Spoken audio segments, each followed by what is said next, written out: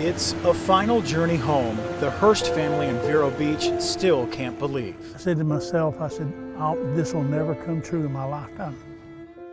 Thought to be dead, lost, and forgotten, thousands of miles away from home, Robert Hearst's whereabouts have been family folklore for a generation.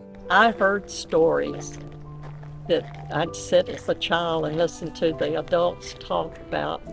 He was missing in action, is what they said.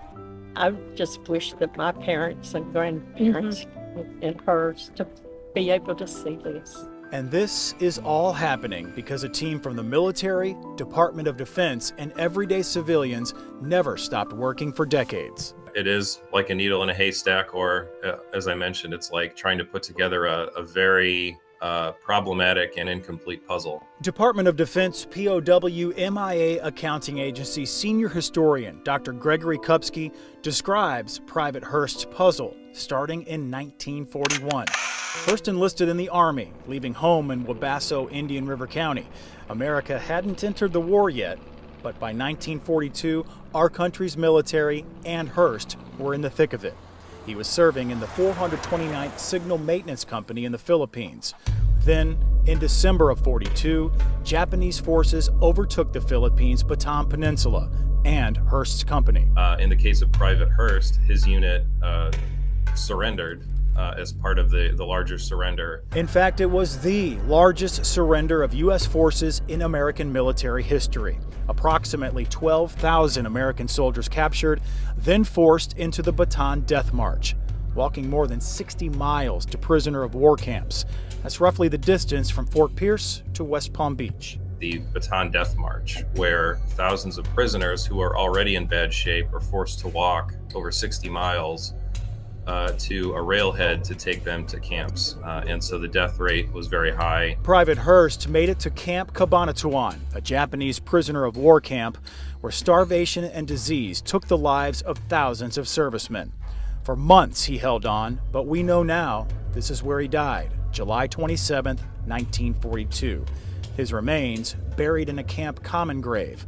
After the war, several groups from our country and the Philippines moved thousands of remains from prisoner of war camps to the Manila American Cemetery in the Philippines.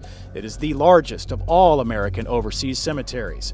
Cared for by countless people over decades, Hearst remains, still unaccounted for, were kept in a grave with other unidentified soldiers marked unknown. But because they did their job very well and kept good records, that's what's helping us make these IDs today. Then, in 2018, movement. 225 graves were disinterred at the Manila Cemetery, and remains were sent to the Department of Defense labs in the United States.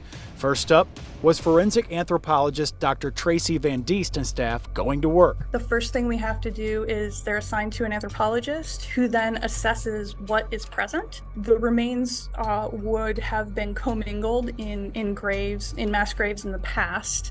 And when they exhumed those graves, they were able to identify some of the service members, but not all of them at the time. Carefully combing through remains, Van Diest's team identified enough human remains and sent them to the Armed Forces Medical Examiner System, DNA lab. More meticulous work, especially those from Hearst prisoner of war camp in Cabanatuan, one of two Japanese prisoner of war camps in that region where conditions were deplorable and dozens of men were buried in the same graves. Private Hearst, any of these Cabanatuan, they're each unique and difficult in their own ways because of how they were buried, what happened in the death camps. At this point, the team of scientists, historians, and anthropologists believed they had enough evidence to potentially identify Hearst's and other soldiers' remains. That's when the Army reached out to Hearst's family asking for a DNA sample, hoping to match it to DNA from the remains. Then, July 2023, a positive match. Private Hearst was officially accounted for. It makes a special feeling in your heart. That moment is extremely powerful and incredible. To know that we have the whole team, all of us that work on this agency and on this mission, have been able to finally get to a point where we can provide answers to a family is very, very humbling. I'm glad that there's a placard now. That his name. He's not laying unidentified. Now, closure for Hurst's family. I hope my grandma and grandpa's proud of us, because that was their wish for him to be here.